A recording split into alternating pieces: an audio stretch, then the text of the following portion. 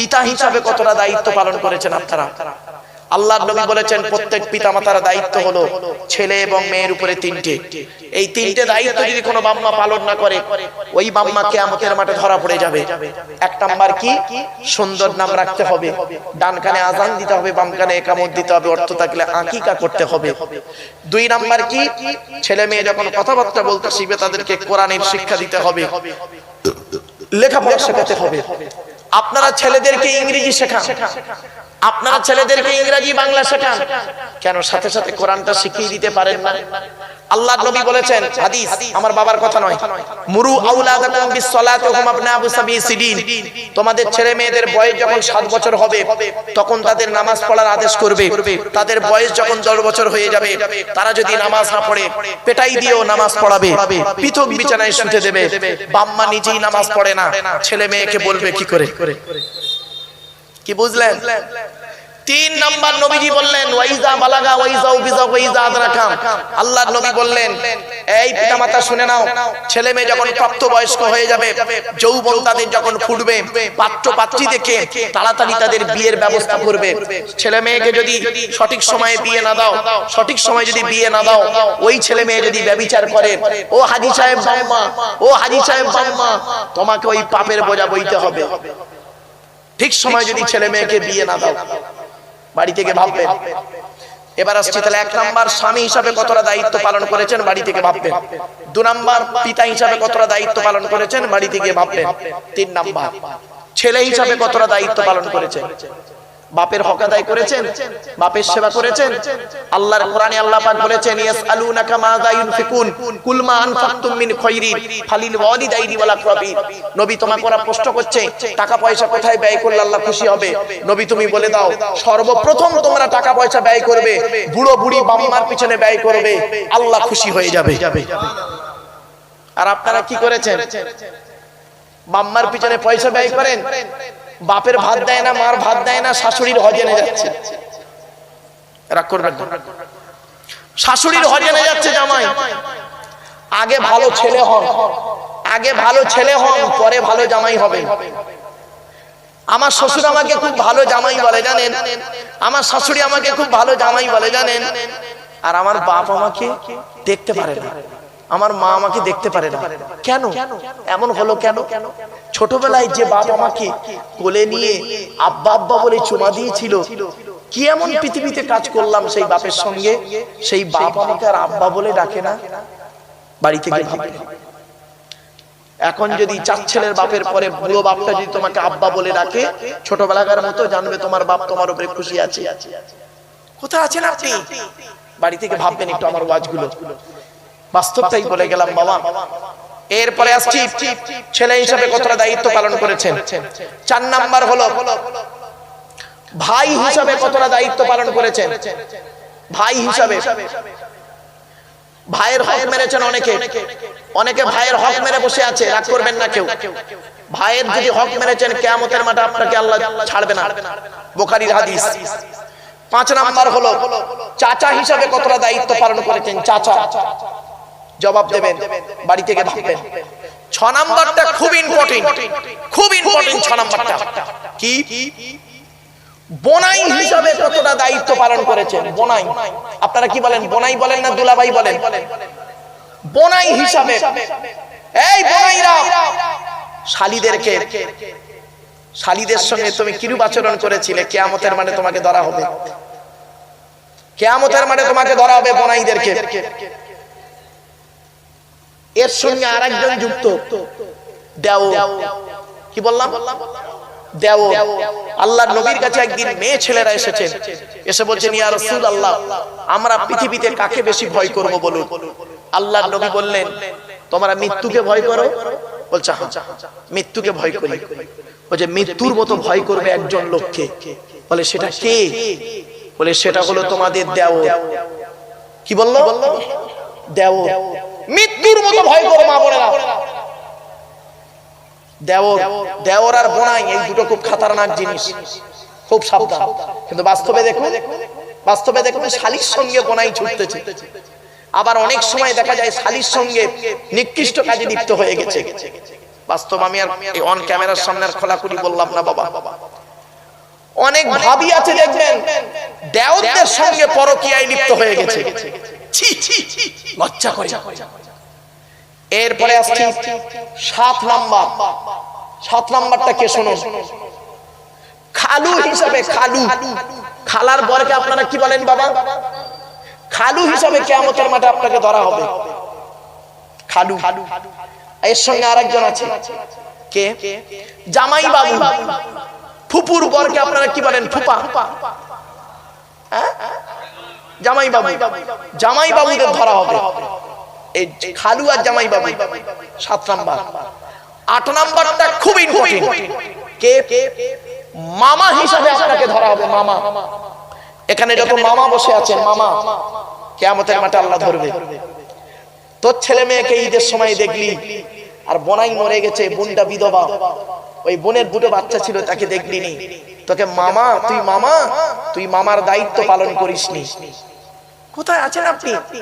কোন মৌলভী সাহেব বললো গালে দাঁড়িয়ে আর মাথায় টুপি দিলে তুমি জান্নাতে ঢুকে পড়বে? বাড়ি থেকে ভাববে। এরপরে আসছি 9 নাম্বারটা, দাদু হিসাবে ধরা হবে কিয়ামতের মাঠে। দাদু, দাদু কাকে বলে বাবা? বাপের বাপ, তাই তো নাকি? এখানে অনেক দাদু আছে, কিয়ামতের মাঠে দাদুদের ধরা হবে। অনেক দাদু আছে দেখবেন বাপের 4টে ছেলে, বড় ছেলেটা চাকরি করে, বড় ছেলেটার মাইনে পায় অনেক টাকা বেশি, বড় ছেলের ছেলেকে দেখবেন দাদু খাবার কিনে দেয়, বিস্কুট কিনে দেয়। ছোট ছেলেটা টোটো চালায়, গরিব, তার ছেলেকে অত দেখে না, ভালোবাসে না। ওই দাদুকে কিয়ামতের মাঠে আল্লাহ ধরবে, এত সহজে ছাড়া হবে না। 10 নাম্বার হলো নানা হিসাবে আপনাকে ধরা হবে। কি? নানা হিসাবে। এখানে অনেক নানা আছে দেখবেন, বাপের 4টে মেয়ে, বড় জামাইটা চাকরি করে, অফিসার লোক, তার ছেলেকে বেশি ভালোবাসো। মেজো জামাইটা গরিব, দর্জির কাজ করে, লেবারের কাজ করে, ইটভাটায় কাজ করে, তার বাচ্চাদের তুমি দেখো না ভালো করে, তাকে ভালো করে দেখো না, তোমাকে নানা বলতেই ঘৃণা লাগে। তোমাকে কিয়ামতের মাঠে ধরা হবে, তোমার নামাজ রোজা সবটাকে কিয়ামতের মাঠে ধরা হবে। বাড়িতে যাবেন আজকে, বাড়িতে গিয়ে এই 10টা জিনিসের উত্তর খুঁজে বের করবেন যে আমি স্বামী হিসাবে পৃথিবীতে কতটা দায়িত্ব পালন করতে পেরেছি, পিতা হিসাবে কতটা দায়িত্ব পালন করতে পেরেছি, ছেলে হিসাবে কতটা দায়িত্ব পালন করতে পেরেছি, ভাই হিসাবে কতটা দায়িত্ব পালন করতে পেরেছি, চাচা হিসাবে কতটা দায়িত্ব পালন করতে পেরেছি, দুলা ভাই বা বোনাই হিসাবে কতটা দায়িত্ব পালন করতে পেরেছি, দেওর হিসাবে কতটা আমি দায়িত্ব পালন করতে পেরেছি। 7 নাম্বার, খালু হিসাবে, জামাই বাবু হিসাবে কতটা দায়িত্ব পালন করতে পেরেছি পৃথিবীতে। 8 নাম্বার, মামা হিসাবে পৃথিবীতে কতটা দায়িত্ব পালন করেছি। 9 নাম্বার, দাদু হিসাবে কতটা দায়িত্ব পালন করতে পেরেছি। 10 নাম্বার, নানা হিসাবে কতটা দায়িত্ব পালন করতে পেরেছি। এই 10টা প্রশ্নের উত্তর যদি আপনি সঠিক পেয়ে যান, সকালবেলা ঘুম থেকে উঠে বুক হাত দিয়ে বলবেন, বুকে হাত দিয়ে বলবেন, ইনশাআল্লাহ আমি জান্নাতি, জান্নাতি, জান্নাতি। আর যদি উত্তর না পান, আগামী কাল থেকে এই দায়িত্বগুলো পালন করবেন। একটা হাদিস বলি, আপনাদের শুনলে চমকে যাবেন। আল্লাহর নবীর কাছে একজন বয়স্ক লোক এসেছে, বুড়ো লোক এসেছে, এসে বলছে, ইয়া রাসূলুল্লাহ, বেশি দিন বাঁচতে গেলে কি করতে হয় বলবেন? বুড়ো লোক সে এসে নবীকে বলছে যে বেশি দিন বাঁচতে গেলে কি করতে হয়। তো নবীজি বললেন, নবীজি মুচকে হেসে ফেলেছে, একে বুড়ো আবার বলছে বেশি দিন বাঁচবো। তা বলছে, বেশি দিন বাঁচতে মন চায়, বয়স কত হলো? বলছে, কত আর অল্প তো হুজুর। দেখবেন বুড়োদের বয়স যত বেশি হবে সহজে বলবে না, বাঁচার খুব শখ। তা নবীজি বলছেন, বেশি দিন বাঁচতে গেলে কি করতে হবে? 1 নাম্বার হলো ভালো কাজ করবে, নেক আমল করবে, ভালো ভালো কাজ করবে। 2 নাম্বার হলো মেহমানদারি করবে। কি বলুন? মেহমানদারি করবে। আর 3 নাম্বার হলো আত্মীয়দের সঙ্গে সুসম্পর্ক রাখবে, পিতৃকুল মাতৃকুল। অনেকে এখানে বসে আছে দেখবেন, বাপ মরে গেছে, চাচার সঙ্গে আর চাচাতো ভাইদের সঙ্গে, ফুফুর সঙ্গে কোনো সম্পর্কই নেই, জাহান্নামী নারী, জাহান্নামী পুরুষ। মাতৃকুল, মা মরে গেছে, মামা বেঁচে আছে, খালা বেঁচে আছে, তাদের সঙ্গে কোনো যোগাযোগই নেই, যোগাযোগই নেই। মামাতো বোন, খালাতো বোন, ফুফুতো বোন, ফুফুতো ভাই, মামাতো ভাই, তাদের সঙ্গে যোগাযোগই নেই। ওর যোগাযোগ কার সঙ্গে? ও শালার সঙ্গে, ও শালার সঙ্গে যোগাযোগ, ওর ভাইয়ের ভাইয়ের সঙ্গে যোগাযোগ, ও শালির সঙ্গে যোগাযোগ, ও শালার ভাইয়ের ভাইয়ের বইয়ের বেটার ছেলের সঙ্গে যোগাযোগ, মহব্বত। আর নিজের মায়ের পেটের ভাইয়ের সঙ্গে যোগাযোগ নেই। শুনে রেখে দিন, আত্মীয়তা বিচ্ছেদকারী হলো জাহান্নামী, হারাম, হারাম। অনুরোধ করে বলে যাচ্ছি বাপ, এতগুলো কথা আপনাদেরকে আমি বললাম অন ক্যামেরার সামনে। বাবা যা বলেছি বাড়িতে গিয়ে যারা শুনেছেন, এখানে বাড়িতে যারা শুনছেন, বাড়িতে গিয়ে ভাববেন যে আলোচনাটা কি আলোচনা আমি করলাম। বাপ অনুরোধ করে বলে যাচ্ছি, আত্মীয়দের সঙ্গে সুসম্পর্ক রাখবেন। আমার বাস্তব জীবনে একটা কথা বলি, আমার বড় মামার মেয়েকে আমি ফোন করেছি। আমার বড় মামা মারা গেছে, আমার মাও মারা গেছে, বাপও মারা গেছে।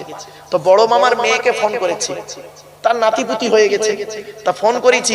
খারাপ সেন্স নেবেন না, জানো এটা বাস্তব জীবনে একটা কথা বলছি। তা আমাকে বলছে, ভাইজান আমাদের কপাল। কেন রে বোন? বলছে আপনার মতো ব্যস্ত মানুষ, আপনার মতো ব্যস্ত মানুষ আমাদের প্রত্যেক সপ্তাহে ফোন করেন, আমরা অবাক হয়ে যাই। আমি তখন বলছি, বোন রে জ্বালায়। কি বললাম? জ্বালায় ফোন করেছি। তখন বোনটা বলছে, জ্বালায় মানে? বলি কিয়ামতের মাঠে বউ তোমার মারবে, ওই মারের ভয়ে তোদের ফোন করছি। বলছি সে কি? হাদিসটা শোন। বলে হাদিসটা বললাম, ওরা আবার আত্মীয়দের সঙ্গে যোগাযোগ করতে লাগলো। আমার বাবরেরা এই আত্মীয়দের সঙ্গে সম্পর্ক রাখবেন। শুনে নিন, মুসা বলে একজন নবী ছিল, নাম শুনেছেন বাবা? বলুন না, আমার কথা বলুন। মুসা নবী।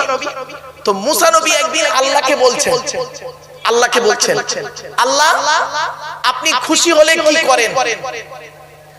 আপনি খুশি হলে কি করেন? তো আল্লাহ বলছে, আমি যে এলাকার লোকেদের উপরে খুশি হই, ওই এলাকায় আকাশ থেকে পানি বর্ষণ করি। তারপরে মুসা নবী বলছেন, আপনি আরো বেশি খুশি হলে কি করেন?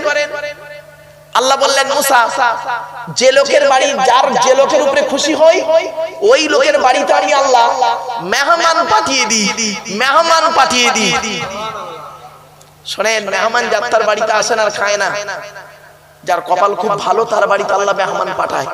শুনে রেখে দিন। এরপরে মুসা নবী বলছেন, আল্লাহ আপনি সব থেকে বেশি খুশি হলে কি করেন? সব থেকে বেশি খুশি হলে কি করেন? আল্লাহ বললেন, মুসা যে বান্দার উপরে আমি সব থেকে বেশি খুশি হই, ওই বান্দার বাড়িতে আমি আল্লাহ কন্যা সন্তান দান করি। বাপেরা অনেক কাছে দেখবেন মেয়ে ছেলে হলে মুখটা বেঁকে যায়। মনে রাখবেন, 10টা কুপুত্র সন্তানের থেকে একটা সুকন্যা সন্তান যথেষ্ট। ঠিক না বেটি? 10টা কুপুত্র সন্তান, আমার ভাষা বুঝতে পারছেন? 10টা কুপুত্র সন্তানের থেকে একটা সুকন্যা সন্তান যথেষ্ট। আল্লাহ পাক আরেকটা রাসূল বললেন, হাদিস শুনে নিন। আল্লাহ রাসূল বললেন, 4টে জিনিস হলো মানুষ আল্লাহর দেয়া নিয়ামত, বান্দার কাছে সাময়িক বোঝা। আল্লাহর দেওয়া কি নিয়ামত, বান্দার কাছে সাময়িক বোঝা। কি কি? 1 নাম্বার নবী বললেন রোগ। রোগ হলো আল্লাহর দেয়া নিয়ামত, বান্দার কাছে বোঝা। যদি কারো রোগ হয়, এখানে কেউ কাউকে ঠাট্টা করবেন না। অনেকে কি করে দেখবেন, লোকটা কঠিন রোগে ভুগছে আর তাকে বলে ওর হবে না, এই করেছে তাই করেছে। খবরদার বলবেন না, খবরদার বলবেন না। আল্লাহ যাকে ভালোবাসে তাকে রোগ দিয়ে পরীক্ষা করে। খারাপ সেন্স নেবেন না। 1 নাম্বার নবী বললেন রোগ হলো আল্লাহর দেয়া নিয়ামত। 2 নাম্বার নবী বললেন বৃষ্টি হলো আল্লাহর দেয়া নিয়ামত। 3 নাম্বার হলো মেহমান আল্লাহর দেয়া নিয়ামত। 4 নাম্বার হলো কন্যা সন্তান হলো আল্লাহর দেয়া নিয়ামত। এজন্য অনুরোধ করে বলে যাচ্ছি, চোখ দুটো বন্ধ হয়ে গেলে সব শেষ হয়ে যাবে। কবরে যেতে হবে, কবর কাউকে ছাড়বে না। আপনাদেরকে বক্তব্য শুরু করেছিলাম, মুমিন ব্যক্তির পরিচয় হলো পাঁচটা, মনে পড়ছে? সেখান থেকে আলোচনা রেখেছিলাম। এক নাম্বার মুমিনের পরিচয় কি? মুমিনের সামনে আল্লাহর গজবের আলোচনা করা হলে অন্তরটা আল্লাহর ভয়ে কাঁপবে। দুই নাম্বার হলো নবী বললেন, মুমিনের সামনে কোরআন তেলাওয়াত করা হলে মুমিনের অন্তরটা, ঈমানটা, আল্লাহর প্রতি ভালোবাসাটা বেড়ে যাবে।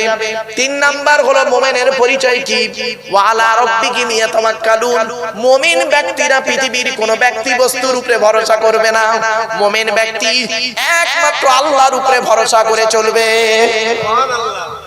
চার নাম্বার হলো মুমিন ব্যক্তির পরিচয় হলো মুমিন ব্যক্তি হবে 5 ওয়াক্ত নামাজি হবে।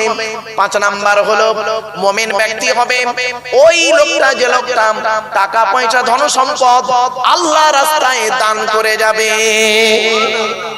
এই পাঁচটা গুণ যার মধ্যে থাকবে, আল্লাহ নিজেই বলেছেন উলাইকা হুমুল মুমিনুনা হাক্কান, এরাই হলো প্রকৃত মুমিন। লাহুম মাগফিরাতুন লাহুম দারাজাতুন ইনদা রাব্বিহিম ওয়া মাগফিরাতুন ওয়া রিজকুন কারীম। আল্লাহ বলেন তাদের জন্য কিয়ামতের মাঠে উত্তম দরজা, তাদের আল্লাহ maaf করে দেবে। আল্লাহ তাদের জন্য উত্তম রিজিক রেখে দিয়েছে। জোরে বলুন সুবহানাল্লাহ। আমার বাপেরা, চোখ দুটো বন্ধ হয়ে গেলে সব শেষ হয়ে যাবে। পৃথিবীতে যে কদিন বাঁচবেন নামাজটা পড়ো। নামাজ কারোর জন্য মাপ নাই বাপ। রোজাটা রাখুন। জিনা থেকে দূরে সরে থাকুন। জিনা, সুদ খাওয়া থেকে দূরে সরে থাকুন। শুধু তাই নয়, মদ খাওয়া থেকে দূরে সরে থাকুন। গাঁজা, সাট্টা, জুয়া, তারপরে আরো সব যে সমস্ত হারাম জিনিসগুলো আছে, হারাম থেকে দূরে সরে থাকুন। হালালকে গ্রহণ করুন। এই কোরআনে আছে 250 রকমের হারাম, 250 রকমের হালাল। আমার বাপেরা, কটা হারাম হালাল জানেন? মনে রাখবেন, কবরে শুতে হবে, কবরের ভয় করুন, কবরের ভয় করুন। আজকের এখানে আমরা বসে আছি, এটাই হয়তো আমাদের জীবনের শেষ ওয়াজ হয়ে যেতে পারে, পারে না? আগামী বছর এই জায়গায় কেউ বসবেন কিনা কেউ জানে? মনে রাখবেন, যে চলে গেছে আর ফিরে আসেনি, আর ফিরে আসেনি, চলে গেছে ওই শেষ। মাইয়েতকে মাটি দিয়ে আপনারা কি করেন? মাইয়েতকে মাটি দিয়ে চলে আসেন, 20 দিন পরে কবরটা খুলে দেখেননি। শুনে নিন, সর্বপ্রথম কবরে গেলে নাকটা পচে, 3 দিন থেকে 4 দিনের মধ্যে নাক পচে যায়। তারপরে 6 থেকে 7 দিন পরে মাথার লোম, মাথার চুল, গায়ের লোম, নখ ফোক সব চলে যায়, আস্তে আস্তে সব চলে যায়। 10 থেকে 12 দিন পরে ব্রেনটা পচে গিয়ে নাক দিয়ে, কান দিয়ে, গাল দিয়ে গড়াতে থাকে। 18 থেকে 20 দিন পর পেটটা ফেটে যায়, পোকায় তৈরি হয়। 2 মাস পরে চামড়া মাংস পোকায় খেয়ে দেয়, ফ্রেমটা পড়ে থাকে। 6 মাস পরে হাড়গুলো আলাদা হয়। 1 বছর পরে কয়েক কটা হাড় ছাড়া সব মাটি খেয়ে নেয়। কোথায় গেল সুন্দর দেহ? মাটির দেহ মাটি হবে, পুড়ে হবে ছাই। এ দেহ পচা দেহ, গরব কিসের ভাই? বাড়ি থেকে ভাববেন। এতক্ষণ আপনাদের কাছে বিভিন্ন দিক নিয়ে, বিভিন্ন বাস্তব উদাহরণ থেকে আমি কথাগুলো তুলেছিলাম। একটাই কারণ, বাপ, ফিরে আসে, ফিরে আসে, ফিরে আসে। কি বললো? জোরে বলুন একটু। ফিরে আসেন। কোত্থেকে ফিরে আসবেন? আল্লাহর কোরআন বলছে, ইয়া আইয়ুহাল্লাযীনা আমানু তুবু ইলাল্লাহি তাওবাতান নাসুহা। হে বান্দাগণ, ফিরে আয়, ফিরে আয়, পাপ কাজ থেকে ফিরে আয়, ভালোর দিকে চলে আয়। যা পাপ করিস এই পর্যন্ত স্টপ করে দে, আর করিস না। এবার তওবা কর, ক্ষমা প্রার্থনা কর। ওয়া মাইয়া আমাল সুআন আও ইয়াযলিমি নাফসাম সুম্মা ইস্তাগফিরিল্লাহ ইয়াজিদিল্লাহ গফুরুর রহিমা। 5 নম্বর পারার 15 নম্বর পৃষ্ঠার একেবারে 8 নম্বর লাইন, সূরার নাম সূরা নিসার মধ্যে আল্লাহ বলে দিলেন, যে ব্যক্তি পাপ কাজ করেছে সে তার নিজের নফসের উপরে জুলুম করেছে। আল্লাহ বলছে, তুই পাপ করেছিস, আমি আল্লাহ জানি। চলে আয়, চলে আয়, চলে আয়। সুম্মা ইস্তাগফিরিল্লাহ, একবার তওবা কর, ক্ষমা প্রার্থনা করার বল মনে মনে। আল্লাহ পাপ করে ফেলেছে, আপনি আমাকে দয়া করে maaf করে দিন। আল্লাহ বলছেন, ইয়াজিদিল্লাহ গফুরুর রহিমা, আমি আল্লাহ তোর জীবনের গুনাহগুলো maaf করে দেব। কি ভাবলেন? ছোট্ট একটা উদাহরণ দিচ্ছি। থানায় একটা ডায়েরি আছে জানেন? বলুন না বাবা। দেখবেন ওই ডায়েরিতে যদি একবার নামটা উঠে যায়, ওই নাম আর সহজে যেতে চায় না, ঠিক না বেটি? আপনি মরে যাবেন, আপনার ছেলে তো বেঁচে থাকবে, আপনার ছেলেরও মানে কি বলবো কাগজ চলে আসবে তোর বাপের নামে কেস ছিল। আল্লাহ বলছে বান্দারে তোদের পৃথিবীতে আইনের বই আছে, থানায় ডায়েরি আছে, ওই ডায়েরির পাপের ডায়েরি থেকে তোদের নামটা কেউ মুছে ফেলে দেয় না রে। আর আমি আল্লাহ আমার একটা পাপের ডায়েরি আছে, তুই পাপ করেছিস আমার ডায়েরিতে লেখা আছে, আর সেই তুই একবার ক্ষমা প্রার্থনা কর, তওবা ইস্তেগফার কর, আমি আল্লাহ পাপের ডায়েরি থেকে পৃষ্ঠাটা ছেড়ে বাদ দিয়ে দেবো। জোরে বল, পৃষ্ঠা ছেড়ে বাদ দিয়ে দেবো। বাড়ি থেকে ভাব, এই পৃথিবীতে আপন বলে তোর কেউ নেই, একমাত্র আমি আল্লাহ, আমার নবী। অতএব পৃথিবীতে যে কদিন বাঁচবি কোরআনের আলোচনা, কোরআন নিয়ে থাকুন, হাদিস নিয়ে থাকুন, ইজমা কিয়াস নিয়ে থাকুন। বাপেরা ভালো ভালো মানুষের সঙ্গে মেলামেশা করুন, আর অসৎ মানুষ থেকে চেষ্টা করবেন দূরে সরে থাকা, অসৎ মানুষ থেকে দূরে সরে থাকবেন। এজন্য অনুরোধ করে আজ আপনাদের কাছে দেখতে দেখতে প্রায় 3 ঘন্টার উপরে বলে ফেললাম বাবা। 11টা 10 হয়ে গেছে, আর কয়েক মিনিট 2-5 মিনিট হয়তো বলবো, তারপরে পরবর্তী বক্তা তিনি এসে যাবেন, তার জ্ঞান গর্ব বক্তব্য আপনারা শুনবেন। তবে আর কয়েকটা কথা আপনাদেরকে বলছি, একটু গুরুত্ব দিয়ে শুনুন, খুব গুরুত্ব দিয়ে শুনুন। স্ত্রীর সঙ্গে ভালো আচরণ করুন। মনে রাখবেন এই পৃথিবীতে যার স্ত্রী ভালো, সেই পুরুষটা হলো বেকার ছেলের স্ত্রী যদি ভালো হয়, ওই বেকার ছেলেটা সকার হয়ে যায়, ঠিক না বেটি? আর কোটিপতি ছেলে যদি স্ত্রী খারাপ হয়, ওই কোটিপতি ছেলের জীবনটা একদম নষ্ট হয়ে যায়। এজন্য মা বোনদের বলি, স্বামীর প্রতি ভক্তি শ্রদ্ধা সম্মান রাখবেন, স্ত্রীর প্রতি ভালোবাসা রাখবেন, স্ত্রীর প্রতি স্নেহ মায়া মমতা রাখবেন। আল্লাহর নবী বলেছেন স্ত্রীর পিতামাতার গালি দেওয়া হারাম। কি বললাম? স্ত্রীর পিতামাতার গালি দেওয়া হারাম। তা আপনি আপনার স্ত্রীকে কবার গালি দিয়েছেন খেয়াল করে দেখুন। ঈদের সময়, এখন তো বয়সটা 70 বছর হয়ে গেছে, বুড়ো হয়ে গেছেন, ফেরেশতা মতো হয়ে গেছে। 30 বছর বয়স যখন ছিল, নতুন নতুন বিয়ে করেছেন, ঈদের দিনে খাবার ঠিকমতো তৈরি করতে পারেনি বলে আপনি আপনার স্ত্রীকে গালি দিলেন। তার মরা বাবাটাকে কবর থেকে তুলে আনলেন, মরা মাটাকে কবর থেকে তুলে আনলেন। খবরদার নয়, ভুল হয়েছে, ক্ষমা প্রার্থনা করুন আল্লাহর কাছে। আল্লাহ আমাদের শোনার বলার আমল করার তৌফিক দান করে বলুন আল্লাহুম্মা আমিন। একবার তাকবীর দেন ভাই, নারায়ে তাকবীর, নারায়ে তাকবীর। না বুঝে নিজেদের মধ্যে মারামারি ঝগড়া করে, ঠিক না বেটি? এজন্য বাপেরা কোরআন বুঝতে হবে। কোরআন খুব মারাত্মক কিতাব, পৃথিবীর শ্রেষ্ঠ কিতাব হলো কোরআন। তাই আজকে সেই কোরআনকে সামনে নিয়ে আপনাদের কাছে আল্লাহ পাক বসিয়েছেন, কিছুক্ষণ আলোচনা রাখবো ইনশাআল্লাহ। তবে বাপেরা আমি আপনাদেরকে বলি, আমার গলা নিয়ে বিচার করবেন না, বলা নিয়ে বিচার করবেন। আমার ভাষা বুঝতে পারছেন? আমার ভাষা বুঝতে পারছেন আপনারা? আমার গলা নিয়ে বিচার করবেন না, আমার বলা নিয়ে বিচার করবেন। আমার গলার সুর কতটা এটা নিয়ে বিচার করবেন না দয়া করে। আমি কি বলছি, ঠিক বললাম না ভুল বললাম, কোরআনের পক্ষে বললাম না বিপক্ষে বললাম, হাদিসের পক্ষে বললাম না বিপক্ষে বললাম, এটাকে নিয়ে মূল্যায়ন করবেন। আমরা অনেক সময় কি করি, গলার উপরে নির্ভর করে বক্তাকে সিলেক্ট করি বা বলি যে বক্তাটা খুব ভালো, হয়তো তার গলাকে কেন্দ্র করে। না বাবা, অনুরোধ করে বলে যাচ্ছি, আল্লাহ নবী ওয়াজ করতেন, আল্লাহ নবী ওয়াজ করতেন। কবে করতেন ভালো করে শুনে নিন।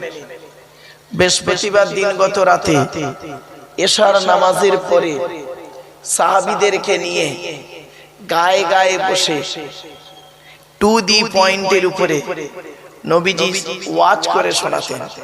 সুবহানাল্লাহ বলা গেল না? হাদিসটা কোথায় আছে? বুখারী শরীফে আছে, মিশকাত শরীফেও হাদিসটা আছে। আর বর্ণনাকারী কে? হযরতে আব্দুল্লাহ ইবনে মাসউদ রাদিয়াল্লাহু তাআলা আনহু। তিনি বর্ণনা করছেন আল্লাহর নবী ওয়াজ করতেন বৃহস্পতিবার দিনগত রাতে ইশার নামাজের পরে সাহাবীদেরকে নিয়ে গায়ে গায়ে বসে টু দি পয়েন্টের উপরে নবীজি ওয়াজ করে শোনাতেন। তাহলে ওয়াজের উত্তম দিন কোনটা বলে? বৃহস্পতিবার রাত। সময়টা কখন?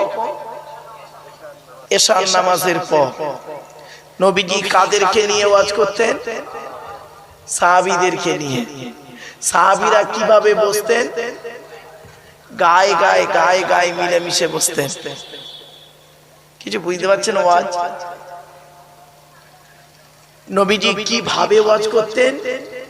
খুব চিৎকার করে বলতেন না, আর খুব আস্তে বলতেন না।